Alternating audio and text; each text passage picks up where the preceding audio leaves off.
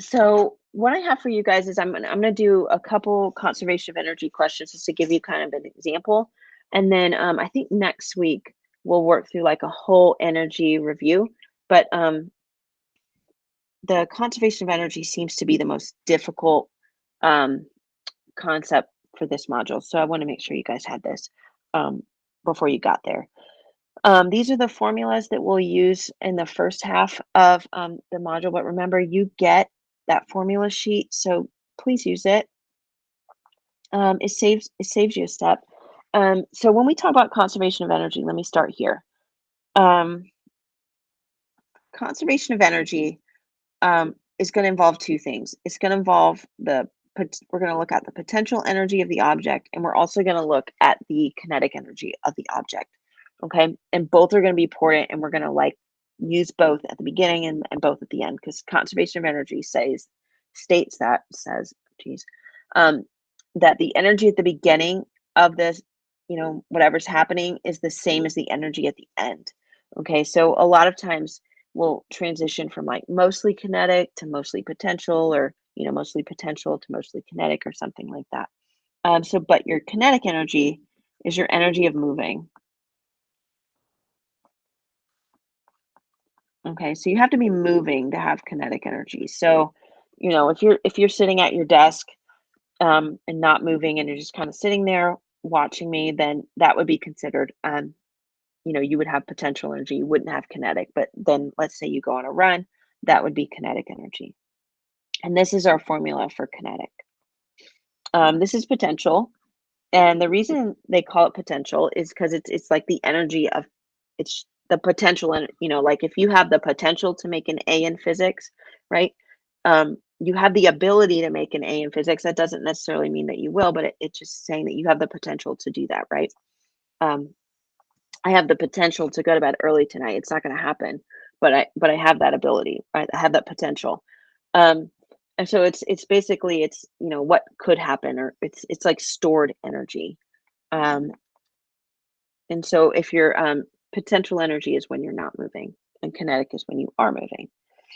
Okay, and typically you can see here that this potential has a height, and so you're going to have more potential energy the higher you are than the lower. So if you're like standing on the top of a tree, which I really don't recommend this, I feel like it's probably pretty dangerous, you're going to have more PE up here than if you're standing on the ground. Um, and that's because, the formula has that height component to it. So that's just kind of something to think about. So when we talk about conservation of energy, we're going to again use the kinetic energy and the potential before whatever's happening, and that's equal to the kinetic and potential after whatever's happening. And so what I like to do is, it's we're going to use this, and I like to write it like this.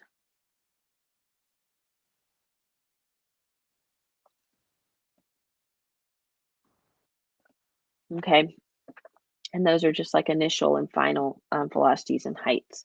Okay, and that's going to be important. And so the most very, very classic conservation of energy problem is a roller coaster problem. Um, and by the way, on this one, I forgot to put the mass, so I'm going to put this right here so I don't forget to tell you. And so the reason a roller coaster problem is so like classic conservation of energy is because, we've got this height and then we've got moving. So let's say at point A, right, this roller coaster is not moving and it's really high up. Okay, so it's going to have, it will have, I'm going to say it will have PE, and the KE is going to be equal to 0 because it's not moving, right? Now, if we let that, we can pretend this is a marble or whatever it is, but let's say when it gets to the bottom, right?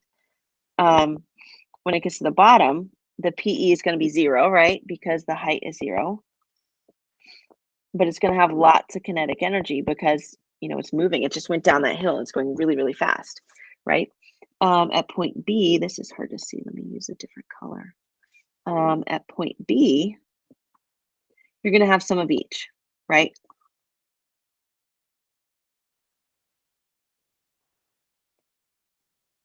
Same with point C and then point D. Um, at point D, if you've stopped moving, then you might have, 0 KE. Oh, geez, it doesn't want to write there. Um, so at D, if you're stopped at D, then you would have 0 kinetic energy. If you weren't stopped at D and the roller coaster kept going, then you would still have some of each. Okay. But I just kind of wanted to explain the background a little bit of this so you know what we're doing. So we want to know the speed of the car at the bottom of hill A. So that's right here. Okay. And so we're going to use this conservation of energy. And now I know I've said this a million times tonight, but I make mistakes if I don't write everything down. Um, and so for this, I know it's an extra step, and you guys are kind of rushing because your tests are timed, and you got other stuff to do besides physics in your life. And so sometimes you rush to get it done. Um, I really, really, really recommend just going ahead and writing it out. And I know it takes a little longer, but it kind of reminds me of like driving versus, if you're driving the speed limit, you're going to get to school faster than if you speed and then get a ticket, right? Because then the cop's going to pull you over and the person that was going the speed limit is going to pass you and get to school before you. So it really doesn't help to speed through one of these problems and then get it wrong, right? It was like a waste of your time to begin with. Why did you even bother? You might as well have guessed. Okay, so what I'm going to do here is I'm going to just kind of fill in each one, and I'm just going to go slowly. So um, I have my 1/2, my mass is 5, and my initial velocity is 0, right? Because at part A, I'm not moving. And anytime I write in the 0, I do like a little dance inside because I know that whole section's um, gonna cross out, and I'm not gonna have to mess with it later. Okay. Now we have for the potential energy part, right? It's right here. For the potential energy part, I have my mass, my 9.8, and then my initial height is 140. And that's going to be equal to 1/2 5 times I don't know, right? This is my I don't know. And you're only allowed to have one I don't know in a formula, right? So that's my only I don't know. So anything else we write in here, we'll have to know what it is. And my mass is 5, my gravity is 9.8, and my height is 0 at the bottom. Okay. So that means I can cross off this and I can cross off this, which means, like we had just said, our at point A, we're going to have all potential, in point bottom. What is that, like A and a half? Um, we'll have just kinetic. Okay, so then I can add these two together or multiply them together. Don't add, don't add them. You'll get the wrong answer.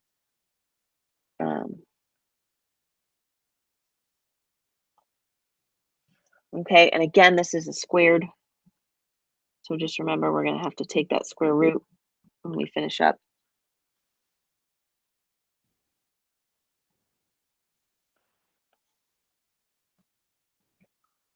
And now I don't want to stop here because if I stop here, I just wasted all that time solving this problem. So I'm going to take that square root and get 52.38, and I'm going to put my units because on the test, if you don't put units on your short answers, you'll lose some points. So you always want to have your units when you finish up. I just keep them out of the problem because I feel like all those letters with all those numbers makes the formula like really, really, really long. So I just keep them out when I'm doing the math part. So that's, I would call an easy conservation of energy formula because you only have to do, just potential on one side, just kinetic on the other. The next one is actually going to involve, we're doing point A to point B. And you can see that B is not on the ground. So we're going to have some stuff for point B. Okay, so I'm gonna write out my formula again.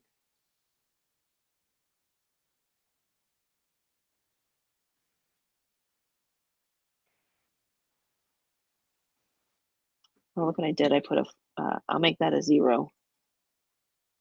We'll do zeros this time since I made a mistake. Okay. So for this one, we're gonna have, two sets at the end. We're gonna have we'll have to use, you know, this group and this group will have numbers there. But luckily we're starting at point A. So same thing. We'll do our mass is 5, our initial velocity is 0, plus mass of 5, gravity is 9.8, height is 140, and we have a 1/2, 5. We don't know this thing, and that's the only thing we're allowed to not know. And then we have 5, 9.8, and then our height at point B is 95. Oh no, it doesn't. Yeah, yeah, yeah, yeah. Okay, okay, 95. Here, and I'll do the KE initial plus PE initial equals KE final. So that's the first part too. Um, and so this part I'll be able to cross this out, and then this is going to be that 6860 again. And then now we'll have 2.5 VF squared plus, what number was this? 4655. That's that number. Okay. So now I'm going to minus 4655. Minus is, I should have said subtract. That's a more science word. And then I got 2205 equals 2.5 VF squared.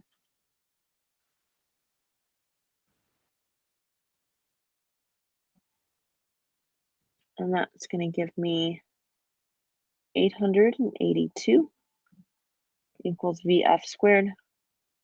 Jeez Louise. I almost made like a superscript. I'm going to take the square root, and I got 29.7 meters per second is that final velocity. Okay. And I'm just going to wait here so you guys can write down that formula if you need to. Okay, perfect. And if you want, you can write this part, the KEPE part, and you can also write, this part on your formula sheet. That's okay. If you want to do that, if you don't have to.